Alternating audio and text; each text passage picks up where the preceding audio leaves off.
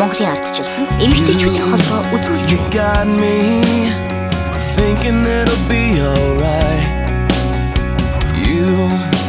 You told me, come and take a look inside. You believe me in every single lie. Охин хүү хэн боловч өв залгамжлах тэгш хэрэгтэй. Эмэгтэйчүүдийн эрхийн өдрийн баяр хүргэе. Ардчилсан нам.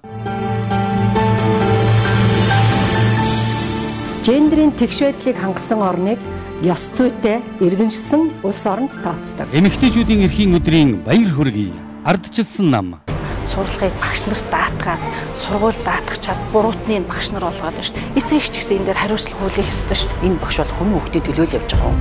Магадгүй өөрийнхөө хүүхдийг орхисон байж байгаа шүү. Тэгэхээр бид өнөөдөр хүслэл байх юм бол тийм ээ энэ зорилгыг биелүүлэх арга хэрэгсэл маш их байна.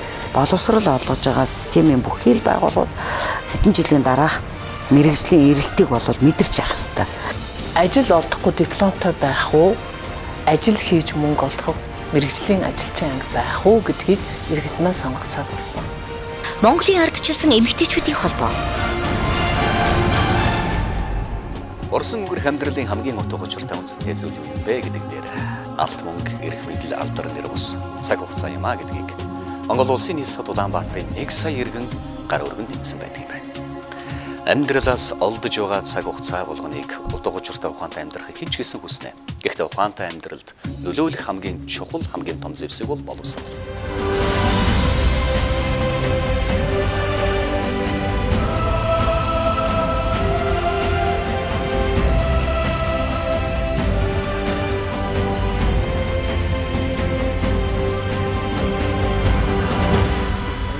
Монгол улсын боловсролын төвшин та яг ямар байна гэж бодож чинь төрийн албаагчийн боловсрол, улс төрчдийн улс төрийн боловсрол тий залуучуудын боловсрол, за эрүүл мэндийн боловсрол гэдэг юм ингээ гэх мэт аягүй олон сегмент хуваагдах байх л та зөвхөн яг ерөнхийд нь та яг яаж харж байна?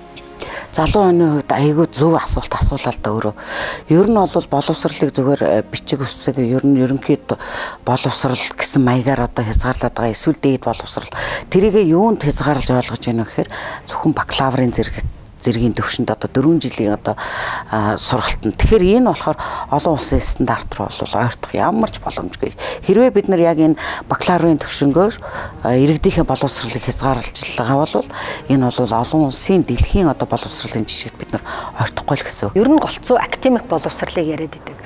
Би бол ер нь сүүлийн 3-4 жил бол шал өөр боловсролын тухайд боловсрол гэдэг бол өнөөдөр хүн ёс суртахууны боловсрол эзэмшсэн байх хэвээр. Зөв аав ээж, зөв иргэн, зөв ажилтан, төсвөр хатуужил, төлөвшөл, багаар ажиллах чадвар, манлайлах чадвар, эх оронч үзэл тийм ээ, эрүүл мэндийн боловсрол гэсэн маш олон зүйлийг би бол боловсрол гэж ойлгодог. Академик боловсрол те үсэг бичиг сурах тодорхой хэмжээний ухаануудыг одоо байгалийн ухаан бусад ухаануудыг одоо мэдлэг мэдээллийг олох сургалт бол нэг чамлахааргүй байгаа. Бидэнд юу дутагдж байгаа бол нийгэм шиг төлөвшөх асуудал бол танхимд явагдахгүй байгаа. Өнөөдөр Монголын төр засгийн төвшөнд хамгийн гол анхаарлынхын төвд авахгүй байгаа асуудал хүний асуудал байхгүй юу? Маш их цаасан дээр үүдэг. Хууль эрх зүйн маш олон орчин байдаг. Үнэхээр хүний төлөө гिचгээд яг үндэ 5-7 л яриад байдаг. Өрх гэр мөнгөтэй бол улс орон бас эдийн засаг энэ бизнесийнхаа хөгжие гэхээр яг энэ асуудал дээр дандаа гацж байна. Өнөөдөр Монгол улсад бол мөнгө байхгүй да биш тийм ээ. Монгол улсад өнөөдөр техник тоног төхөөрөмж дутж байгаадаа биш. Яг энэ өрсөлдөх чадвартай одоо энэ төсвөр хатуужилтай хүний үг сонсдог, манлайлах чадвартай, өөрийгөө иргэн хүн гэсэн хариуцлага ухамсарлах чадвартай ийм одоо ажиллах хүчин манад бол дутагдaltaй байна. Тэгэж Монгол хүүхдүүд бол IQ-гээрээ одоо математик, физик энэ чиглэлээрээ бол дэлхийд бол маш дээгүүр тооцогддог. Тийм учраас өнөөдөр бид энэ асуудалд нь хөрөнгө оруулалт гэж анхаарахгүйгээр өнөөдөр бид саяхан ярьсан зүйлд хязгаарч амжилт болох. Өнөөдөр эдийн засаг хөгжихгүй, компаниуд бол ажиллах хүчний байнгын дутагдaltaй байна. хүмүүс маань одоо эрүүл мэндэ авах гэж явах чадваргүй болно гихчлээ. Ерөөсөө бидний нөгөө сайхан амьдралын одоо мөрөөдлүүд биелэхгүй л гэсэн үг. Манайх боловсролын салбарт маш их юмыг шинжилж хийх гэж оролдож байна баг гэвч одоо тодорхой үр дүн гарсан юм алгал байна. Тэгэхээр зэрэг боловсролын салбар бол яа харахгүй нийгмийн хөдөлгөгч хүч энэ нийгэм улс орны хөгжлийг тодорхойлогч хамгийн том салбар мөн. Ихтэй сургуулиудын тоогоо дэлхийд толгой зах бус чанартай хэдэн сургууль байхад хангалттай гэж би боддог. Эрдэм боловсролтой хүн эх орны хөгжлийг тодорхойлдог. Би мэдлийн 900 амьдарч шинэ үеийн төлөөлөгч байна.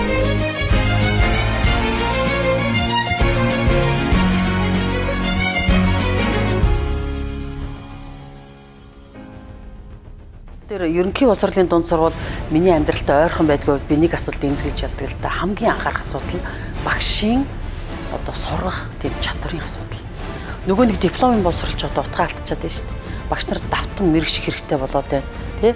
Арга барилдаа өөрчлөлт гарах хэрэгтэй байна. Нөгөө орчин үеийн хүүхдүүдийн эрэлтэд нийцсэн тийм сургалтыг явуулах шаардлага гараад байна. Тэр нийгмийн социал талын одоо бүхий л одоо тэр лидершип гэдэг юм тэр нөгөө манлайлал хувь хүнд төлөвшөлт нь одоо хэрэг болох энэ бүхий л одоо сургалтууд бол ядад 7 хоногт нэг цаг ордог байх хэвээр. Гэтэл өөрөө хичээгээд байгаа мөртлөө ингэж чадахгүй шалтгаан юу юм бэ гэхээр тэр хүнд үнэхээр л ийм боловсрол хэрэгтэй та ийм одоо арга барилыг эзэмшсэн байх хэвээр ийм мэдлэг хүүхэд өгөх хэвээр гэсэн цөм ойлголтоо төрн хийж өгөхгүй. Ингэснээр нөгөө иргэн бид нар заавал иргэний төлөвшүүлэхгүй байх, багш нар төлөвшүүлэхгүй байх гэж яриад байдаг. Гэтэл тэр хичээлээ байхгүй юм чи яаж багш нар тухайн физикийн хичээлээ заачаад дахиад төлөвшүүлэх асуудлыг хийнэ гэдэг бол багш нарт бас л одоо их хоол сонсогдож байгаа хүмүүс ч багш биш байсан хүмүүс ч гэсэн энийг хийж чадахгүй шүү дээ. Нэгдүгээр тэнд урт хугацааны богино хугацааны гэсэн хоёр зорилтыг тавьж болно. Урт хугацааны зорилт юу вэ гэхээр өнөөдөр бид багшийн сургууль бэлтгэж байгаа багш нарыг маш өөр түвшинд бэлтгэх ёстой. Зөвхөн нөгөө 30% академик боловсролд анхаарах биш түрүүн миний ярьсан 70%-ыг бас бэлтгэж чадах тийм чадвартай багш нарыг урт хугацаанд бэлтэнэ. Тэгэхээр энэ бол нэлээд одоо 10 жил, 20 жил, олон жил шаарддаг. Багш нараа бас чадваржуулах ёстой, байнга сургах ёстой. Тухайн нийгмийн хөгжлийг дагаад одоо өөрчлөгдөх чадвартай багш. Богино хугацаанд биднэрт өнөөдөр маш яаралтай ийм сургууль 1 2 одоо хэдийг байгуулах юм бол энд багш нар нь ямар хүмүүс байх гэхээр маш амьдралын туршлагатай ахмадууд. Манай одоо алдартай жүжигчид, алдартай тамирчид, тийм улс төрийн зүтгэлтнүүд одоо ийм хүмүүс амьдралын туршлагатай хүмүүс заах юм бол илүү амьдралд ойрхон юм заа. Энэ их удаан хугацаанд үр дүн гардаг салбар учраас их олон юм туршилтаад манайд өнөөдөр бол маш их олон систем туршаад үр дүнгийн үзэхгүй хаяад байгаа л миний хувьд бол дутагдaltaй байна гэж боддог. Мэдээж олон жил олон улс орн туршигдсан юм заавал сайн тал байгаа. Тэрнээс өөртөө тохирохыг нь авч өөрийнхөө хөрсөн зөв суулгаад дээр нэмээд үр дүнгийн үзэх шаардлагатай гэж бодож байгаа. Нэш өнөөдөр манай залуучууд яадаг вэ гэхээр нэг найзгаа дагаад одоо би цагдаа олно гэдээ орчдөг. Эсвэл нэг найзгаа дагаад би Иесусийн сүмд одоо итгэжээр орлооч гэдэг юм. Ингээд сонголтуудыг бол зүгээр сэтгэлийн хөөрөлөөр хийдэг. Ийм сургууль байх юм бол энэ хүмүүс очиод тэр бүх бэрхшээл, зовлон, сул тал, давуу тал бүгдийг хэлээд энэ хүмүүст тэр дадлаг хийх бас боломжийг нь олгоод тийм ээ эмч болъё гэж байгаа хүмүүс нэг өдөр тэр эмчээр ажиллах, сувилагчаар ажиллах, асрагчаар ажиллах энэ боломжийг нь бий болгож өгвөл хүн илүү мэрэгжлээ зөв сонгоно. Яг хүүхдийн хэрэгцээнд тохирсон түүний эрэлтийг мэдэрдэг, сонирхолд нь нийцсэн тийм багш бэлтгэх бол амаргүй. Өнөөдөр тэр багш нар бэлтгэж байгаа. Харин би багш нарын тухай энэ багшийн юуг өөрчлөх гэх юм бол нэгдүгээр багшийн хөдөлмөрийн үнэмжийг нэмэгдүүлэх ёстой. Энэ дээр бол би бол хамгийн түрүүн ярина. Би өөрөө энэ салбарт ажиллаж ирсэн хүн тулгымцсан асуудал тэр л байдаг. Дараад нь багшийн юуг өөрчлөх ёстой. Хүүхдийн төлөө сэтгэлээ гаргаж ажиллах тэр одоо өөрийнх нь нийгэм хамгааллын баталгааг нь бий болгох ёстой байхгүй. Орон байрч байдаг юм уу, өөр юу ч байдаг тийм. Ингэж төр өөрөө төрийнхөө тэр үйлчлэгийн албан хаагчийн төлөө бодлогоор арга хэмжээ авсан цагт л дараагийн асуудлыг ярьж чадна.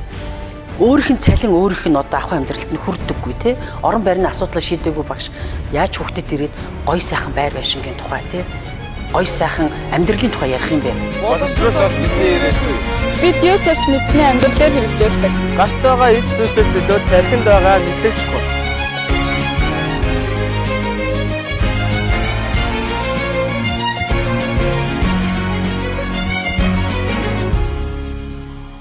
Монгол улсын боловсролын яг яаж харж байна? Монгол улсын боловсрол хангалттай их олон юм туршсан. Жишээ нь одоо 80-ад оны ихээр 80-ад оны хүүхдүүд Монгол хүчгээр анхаа авсаг залуус. Одоо та нар харж байгаа үстэй 25-аас 30 насны залуучууд дандаа алдаатай байж. Тэ хоёр үсгийг ялгадаггүй тийм ээ. Тэгэхээр зэрэг ингэж систем өөрчлөлтний хохирогчл хүмүүс болмооргүй байгаа юм. Тэгэхээр хэрвээ тэрийг явсан бол яваад дуусгах хэрэгтэй байсан. Тэр хүүхдүүд энд нэг асуудал хөндөгдөд байгаа байхгүй юу? Магадгүй шууд ямар нэгэн шинжилгээ хийж болно. Боловсрол өөрөө онцлог салбар. Сургалтын ч өөрөө урт удаан хугацааны, төрийн бодлогын ч урт удаан хугацааны ийм байдаг байхгүй юу? Харин туршилт бол богино хугацааны явж болно. Монголын боловсролын мастер төлөвлөгөө гэж байдгийн. Гэхдээ тэр мастер төлөвлөгөө бол өнөөдөр тэр боловсролын салбарт ажиллаж байгаа хүмүүст нь ч гэсэн тэр зүгээр энгийн иргэдэд ч гэсэн бууж ирэхээр манай боловсрол одоо нэг 10 жилийн дараа ийм болох юм билээ гэсэн юм одоо огт байхгүй байгаа байхгүй. Тэгэхээр энэ бол төлөвлөгөө биш болоо явчихж байгаа. Олон жилийн сургалтын асуудлыг ярихын тулд 1-2 жилийн сургалтыг 15 сургууль дээр хийж болно. Боловсрол өөрөө ийм олон туршилтуудыг хийж өнөөдрийн арга барил төрсэн байдаг. Тэгэхээр урт хугацааны одоо зорилттой хөтөлбөр гэдэг яагаад одоо чухал байдаг юм бэ? Энийг хэн хэрэгжүүлдэг юм бэ гэхээр төр хэрэгжүүлэх ёстой. Энийг одоо хэрэгжүүлж байгаа тэр бүтц ойлголтын системээ бүх иргэд ойлгосон байх хэрэгтэй. Манайхын ер нь л ингэдэг штэ. Нэг юм туршаал үр дүнгийн гарааг байхад болол дахиад шинийг туршаад ингээд яг үнэндээ хүүхдүүдэд алаад байгаа байхгүй юу. Жишээ нь гадаад хэл одоо ямар ч концепц гэж байна. Хэдэн наснаас эхлээд гадаад хэл заах хэрэгтэй. Онлын үндэслэлийн эцэг эхчүүдэд гаргаад өгчихгүй штэ. Мэддэг мундаг эрдэмтэд байгаа үүсэх хэрэг ба. Үүсэхгүй. Тэрийг мэддэг идэх хүмүүс нь мэдээд яваад. Гэтэл хүүхдүүд өнөөдөр зөндөө ээж аваад англи хэлний сургалтаа ингээд нэгдүгээр ангиас нь оруулчихвал яадаг бол их хэлээр сайн сураагүй хүмүүс яаж гадаад тэр сурах юм бэ те? Богино хугацааны туршилт бол цөөхөн сургууль 1-2 сургууль дээр хэрэгжээл үнэхээр амжилттай болох юм бол түүнийг одоо салбарлуулад хөгжүүлэх асуудал руу ордог. Энэ бол туршилт хийж явах хэрэгтэй. Тэгхгүйгээр урд нь туршиж үзэхгүйгээр Кембрижийн одоо системийг бол энэ Монголд нэвтрүүлнэ гэл тэр чигээр нь боловсролын Монгол улсын боловсролын систем рүү ороод ирэнгүүт тэр чинь бэлтгэгдсэн багш байхгүй, хүүхэд байхгүй, анги танхим байхгүй, сурах орчин байхгүй. Угаасаа тэр системийг ойлгож байгаа тэр боловсролын системийн ажилтан байхгүй учраас энэ чинь явахгүй байхгүй. Жишээ нь Япон 1980-ад оноос эхлээд боловсролын бодлого өөрчилж эхэлсэн. Тэгтээ тодорхой төрлийн концепц оргол явцсан. Уламжлал дээр тулгуурлаад гоц авьяас гэдэг юм хөгжүүлье гэдэг бодлого хэрэгжүүлэл явцсан. Солонгос байна. Солонгос сайн бодлого хэрэгжүүлсэх олон юм уншиж байгаа. Тэндээс миний сэтгэл хамгийн их хүрсэн юм. Ахлах сургуулийн солонгосчлээ жишээ нь 3 янзын ахлах сургуультай шүү дээ. Одоо ахлах сургууль, ерөнхий ахлах сургууль, технологи ахлах сургууль, тусгай ахлах сургууль гэх. Ерөнхий ахлах сургуульд нь зөвхөн дээд сургуульд орох оюутнуудад нь хэрэгтэй хичээл заана. Техник технологид ерөөсөө тэр ахлах сургууль төгсвөл ажилд орох хүмүүс зориулсан юм заана. Тусгай гэдэгт нь одоо гоц авьяастай биеийн тамирын урлагийн тийм ээ тэр чиглэлийн юмыг заадаг. Гэх мэтлэн ингээд жишээ нь манайх Данийн туршлагыг хэрэгжүүлсэн. Дани бол мэргэжлийн боловсролоор маш өндөр чадвартай одоо хүн бэлтгэж чаддаг сайн туршлагыг хэрэгжүүлж эхэлсэн. Өнөөдөр хамгийн сүүлд бид нар Кембриж гэж яриад явж байна тийм ээ. Тэгэхээр зэрэг сайн туршлагаас зөв нутагшуулах хэрэгтэй юм. Дээр нэмээд үр дүнгийн үзэл явахгүйгээр одоо засаг төр солигддог ч юм уу нэг сайд ирээд л 2 хөтөлбөр хэрэгжүүлдэг тийм ээ. Тэр дараагийн сайд нэрэл дахиад шинэ хөтөлбөр хэрэгжүүлдэг. Энд хэн хохироод байгаа юм бэ? Ард түмний хүүхэд, ардын хүүхэд хохироод ардын сургууль хөгжихгүй хэврээл ээжээ шүү дээ өөдөө сумн тий. Ихтэй сургуулиудын тоогоо дэлхийд толгой зах бус чанартай хэдэн сургууль байхад хангалттай гэж би боддог. Эрдэнэ боловсролтой хүн эх орны хөгжлийг тодорхойлдог. Би мэдлийн 900 амьдарч буй шинэ үеийн төлөөлөгч байна.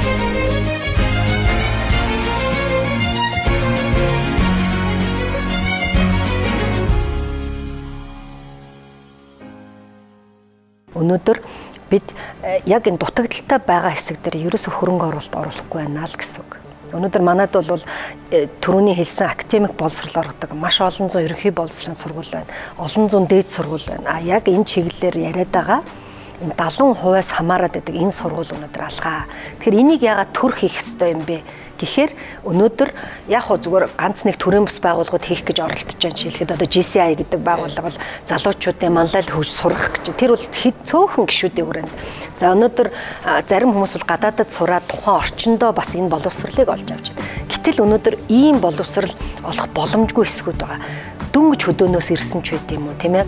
Амьдралын боломж юм уу? Энэ хүмүүс ч хүмүүжил хэрэгтэй. Австрийн нэг гоё жишээ байдаг. Тэр ихээр бусад орноос ирж байгаа цагаачдыг, тусгай цагаачдыг лагерт ингээд байрлуулад тэгээд тэр хүмүүст одоо сайхан хоол ундаа нөгөөд бүгдэнд нь герман хэл заагаад, герман хэлний шалгалт аваад, Австрийн хууль дүрмийг танилцуулаад тэгээд бүх хүмүүсийн мэрэгжил боловсролынх нь одоо төвшинг тогтоогоод тэгээд энэ хүмүүс ажил олох те энэ бүх асуудлыг шийдсэний дараагаар тэр хүмүүсийг одоо за ер нь манай Австри улсад одоо амьдарч болох юм байна гэсэн үндсэн дээр оролдог. Тэгэхээр би энийг ямар жишээн дээр хэлэх гэж юм гэхээр Улаанбаатар хотод ирээл хүмүүс хаа дуртай газараа будагч тэрэн шиг бид нар ийм суурьшлийн бүс одоо бий болгоод ер нь бол яг тийм суурьшлийн бүс бий болохоор ярьж байгаа. Тэгээд тэр суурьшлийн бүст нь маш олон төрлийн сургалт хийж болно. Өнөөдөр төр бол ажлын байрыг нь олж өгөх биш, ажлын байр нь тэнцэх ийм одоо сахилга баттай, төлөвшөлттэй ийм одоо өрсөлдөх чадвараа залуу хүнийг л төр бэлтгээд өгчих юм бол бусд нь бол бизнесийнхний асуудал. Тэгэхээр энд бол мөнгө төгрөг зарах хэрэгтэй. Би бол нийслэлд одоо хэдэн жил ажиллахад ерөөсөө энэ чиглэлээр манай мөнгө зардаггүй. Дандаа нөгөө хатуу зүйлдэл хөрөнгө оруулдаг. Байсыг айл хайсаа сольдог те. Байсыг айл одоо нэг байшин барих, байсыг айл одоо тэр замын одоо солих. А яг нөгөө нэг нийслэлийн иргэн хүндээ ерөөсөө хөрөнгө оруулалт хийдэггүй байхгүй. Тийм учраас энэ бол одоо гарах энэ иргэндээ боловсролын чиглэлээр хөрөнгө зарах нь тэр хүнд энэ заагаагүйгээс гарч болох эрсдлээс энэ зардал хамаагүй бага байдаг. Тийм учраас энд бол маш их мөнгө зарах хэрэгтэй. Би эх орондоо үйлчлэхэд бэлэн. Боловсрол бол бидний ирээдүй. Эх орны үнэт зүйл нь иргэний эрдэм ухаан юм. Энэ улсыг оюутлаг хүмүүс хөгжүүлнэ. Эрдэм ухаан бол ертөнцийн гэрэлтүүлэгч наран билээ.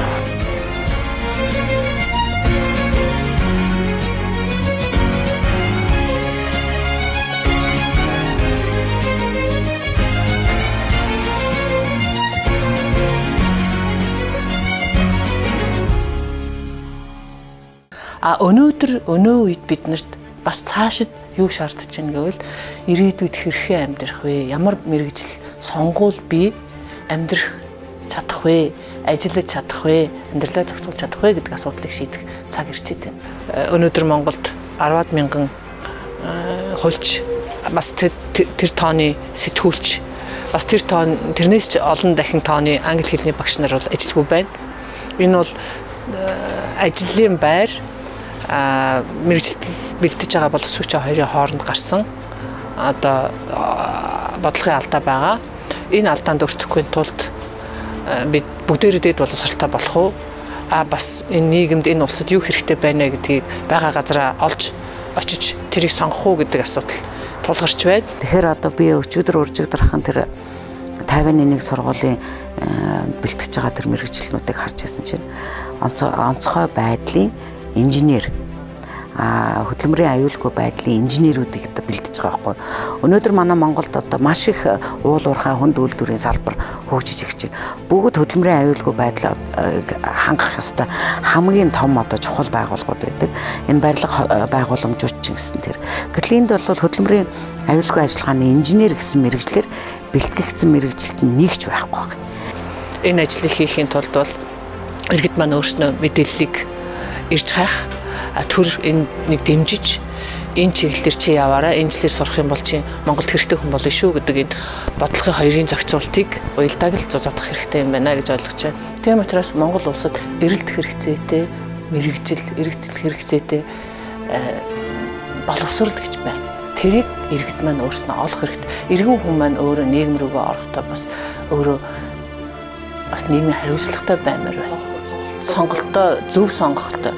Би дээд сургууль сурчил байвал ямар ч байсан сураад авчихад над учиртай гэдэг ойлголт бол одоо энэ зах зээлийн нийгэмд бол үйлчлэгээ болсон. Хэрв заавчгүй юм өндөр боловсролтой олон хэлийн одоо хэл мэлтэй өндөр сайхан хүмүүс хэрэгтэй юм бол дээд сургууль бол тэрнтэй тохирсон яах нь мэрэгчлэлтийн бэлтгэл төлбөрийн зах зээлд нийлүүлэлттэй. Тэд нар одоо жишээ нь англи хэлтэй сайн англи хэлний багш төгсөл уул уурхайн компанид орчуулагч хийж шин. Яагаад гэвэл багшийн цалин, нийгмийн асуудал, хөдөө орон нутагт очоод ажил хийх гэхээр байр орон байхгүй. Айлд хичнээн удаан суух юм бэ тийм ээ, тэр доо залуу багштай. Тэгээд гоц суурин газар бараадаж जैन хүн сайн сайхан амьдралын төлөө тэмдэглэх нь хүний зам ёсны л асуудал шүү дээ тийм ээ. Тэгэхээр нөхцөл боломжийг бүрдүүлэх хэрэгтэй. Энэ чиглэлд хүмүүсийн ухамсарыг сайн төлөвшүүлэх. Орон нутгад эмэгтэйчүүдийг хүчирхийллээс хамгаалах найдвартай газар хүчирхийллийн талаар өргөдөл гомдол хүлээн авах хаяг тодорхой байх ёстой. Эмэгтэйчүүдийн эрхийн өдрийн баяр хүргэе. Ардчилсан нам.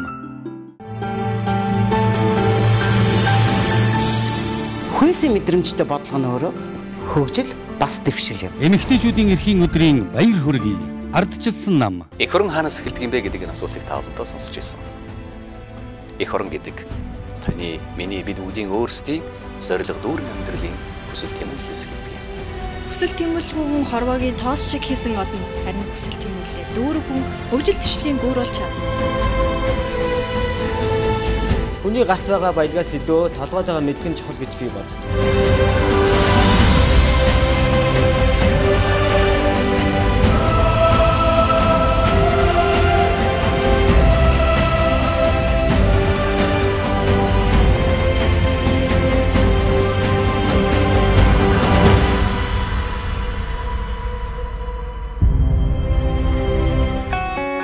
Монголын ардчилсан эмэгтэйчүүдийн холбоо үзүүлж байна. You got me thinking it'll be alright. You told me come and take a look inside. You believe. Танд боловсролыг бодлого хэрэгжүүлэх эрх нь байл та юу вэ? Боловсролын бодлогыг хэрэгжүүлэх эрх нь байгаасаа гэж би амар их хүсэж явдаг ер нь. Тэгэхээр хэрвээ энэ боловсролын бодлогыг хэрэгжүүлэх энэ эрх нь байх юм бол би хамгийн түрүүнд бол энэ ихтэй сургуулиудын чанарын асуудал төр өөрчлөлт шинжилт юм. Яг гэвэл ихтэй сургууль байх мөнгөд байна. Энэ мөнхөд оршин тогтнох байдаг л аахгүй. Тийм учраас энэ мөнгөд боловсрол мөнгөний хэрэгцээтэй адилхан мөнхөд байх энэ нөгөө систем энэ байраа шинжлэхгүй бол хүмүүс энэ боловсролыг чинь голын шүү дээ гол нь. Тийм учраас энэ гологдож байгаа энэ боловсролын асуудлаа энэ системээр нь өөрчлөхөд л би одоо хамаг хөрөн хүчээ уулзарна да. Би боловсролын салбарт одоо өөрчлөлт хийгэвэл боловсролыг зөвхөн ганцхан энэ академик боловсрол олгоход бол зарцуулж болохгүй. Боловсролыг бол ерөөсөө хүний хөгжил гэдэг юмруу одоо чиглүүлэх хэрэгтэй. Зөв хүнийг бэлтгэх, энэ зөв хүн нь ирээдүйн зөв хөгжлийг зохицлоод чадах те. Зөв иргэн одоо энэ иргэний боловсрал, эрүүл мэндийн боловсрал, зан төлөвшлийн боловсрал, ёс суртахуун, эх оронч үзлийн боловсрал. Энэ чиглэл рүү одоо илүү анхаарна. Тэгэхээр би хэлсэн байгаа 30%, 70% харьцаад.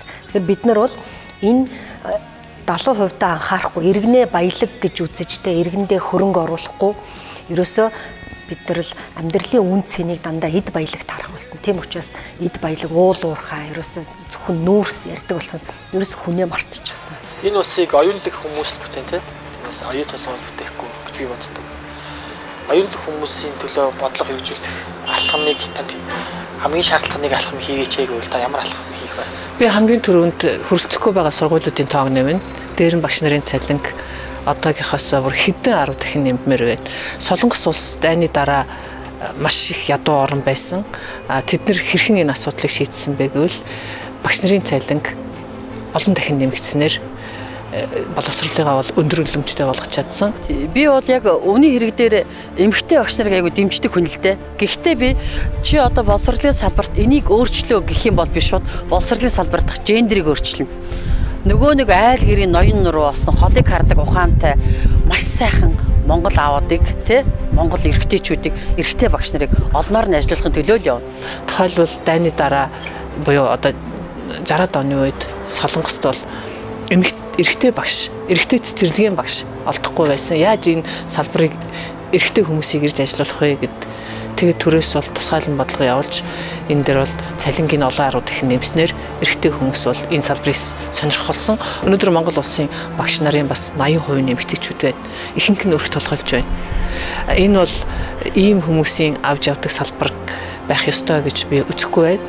Эмэгтэйчүүд мэдээж нийгэмд асар их үүрэг гүйцэтгэж байгаа ч гэсэн энэ багш нарын дотор бас олон эрэгтэй багш нар, цэцэрлэгийн багш нар бас эрэгтэйчүүд орж ирээсэ. Тэгвэл нийгмийн ачааг бол хамтдаа өөрлөлцөх бах.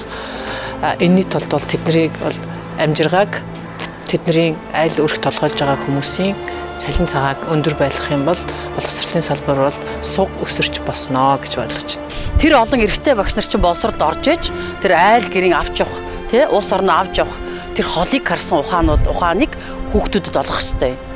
Тий эмэгтэй багш нарыг боловсролын салбарт олноор оруулахын төлөө би ажиллах болно. Тий. Таны хувьд боловсролын салбарт хамгийн их сэтгэлээ чинь одоо зовоож иж байдаг тий. Тэр ямар асуудал байвал та ямар асуудлыг ярих вэ? Боловсролын салбарыг өөрчлөе гэвэл одоо багшийн үнэлэмжийг л сайжруулах хэрэгтэй, дэвшлүүлэх хэрэгтэй. Багш хүн гэдэг чинь одоо үнэхээр үнэлэмжтэй нийгэмд хүнлэгдсэн тийм хэмжээнд л багшийн үнэлэмжийг сайжруулж иж тэр боловсролын систем тогтолцоо тэр чигээрээ сайжирна гэж би боддог. Энд юу орох юм гэхээр багш бэлтгэх сургуулийн чанарыг сайжруулах. Тэрэнд хамгийн топ оюутнууд ордог болъё. Тийм ээ. Багш бэлтгэх сургуульд ордог сургуулийн босгыг өндөр болгоё. Тэнд хамгийн сайн багш нар сурдаг. Сураад гарч ирээд ажиллах орчин нөхцөл нь нийгмийн асуудлын шийдмээр биш. Одоо өөр зүйлд сатаарахгүйгээр ажиллах боломжийг нь бүрдүүлж өгөх хэрэгтэй. Үнэлэмж агуулга мэдээж их олон юм орно л да. Зөв тогтолцоотой байж, зөв системтэй байж, зөв сэтгэлтэй тэр ажилдаа сэтгэл зүрхэн зориулах нөхцөлийг бүрдүүлсэн тийм ажиллах хүч байж л энэ тогтолцоо тэр чигээрээ сайжирна. Дээр нэмээд боловсрол ямар үн цэнтэй юм бэ гэдгийг л бүх хүмүүс ойлгох хэрэгтэй. Би эх орондоо үйлчлэхэд бэлэн. Боловсрол бол бидний ирээдүй. Эх орны үнэт зүйл нь иргэний эрдэм ухаан юм. Энэ улсыг оюунлаг хүмүүс хөгжүүлнэ. Эрдэм ухаан бол ертөнцийн гэрэлтүүдээс наран билээ.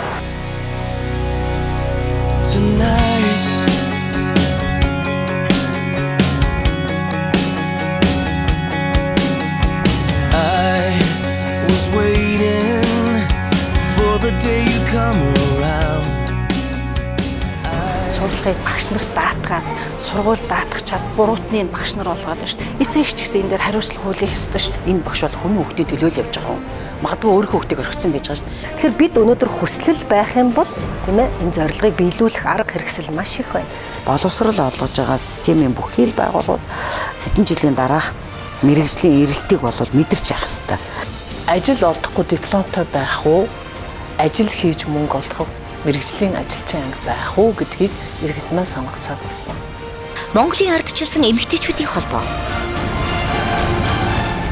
Эрдэм боловсролтой эмэгтэй хүн гэж та ямар хүн хэлэх вэ? Тий, бас эмэгтэйчүүд нийгэмд ерөөс хүн амын олонх гэдгээрээ ч биш. Энэ нийгэмд идэвхтэй амьдралыг сонгосон айл гэрийн амьдралыг маш олноор нуруунд дээр үүрдэг утгаараа тэргүүлэгч хүмүүс аахгүй. Хамгийн түрүүнд одоо хүн болгоно нөгөө математикч болдог, ээж аав болдгоо гэдэг шиг сайн ээж авах хэрэгтэй, сайн ханижил байх хэрэгтэй. Эрдэм боловсролтой эмэгтэй хүн гэж бол боловсролоо бусдад өгч чаддаг хүнийг л хэл. Мэдлэгээ хэрэгжилж чаддаг, хөгжиж чаддаг. Тэр мэдлэгээ дамжуулж чадсан хүнийг л би эрдэм боловсролтой эмэгтэй хүн гэж хэлдэг. Өөрөө хөгждөг биш, өрх гэр бүл улс орноо хөгжүүлж чаддаг хүнийг л хэлнэ гэж ойлгож байгаа. Олон хүмүүст үлгэр дуурайл болж зөв үг явах хэрэгтэй. За, тэгээд нэвтрүүлэгт орсон баярлалаа. За. Амжилттай. За баярлалаа. Ихтэй сургуулиудын тоогоор дэлхийд толгой зах бус чанартай хэдэн сургууль байхад хангалттай гэж би боддог. Эрдэм боловсролтой хүн эх орны хөгжлийг тодорхойлдог. Эх орны үнэт зүйл нь иргэний эрдэм ухаан юм. Бид сурч мэдэх, хөгжих, боловсрох хэрэгтэй. Харин сурч мэдхийн тулд бидэнд сурах орчин хэрэгтэй.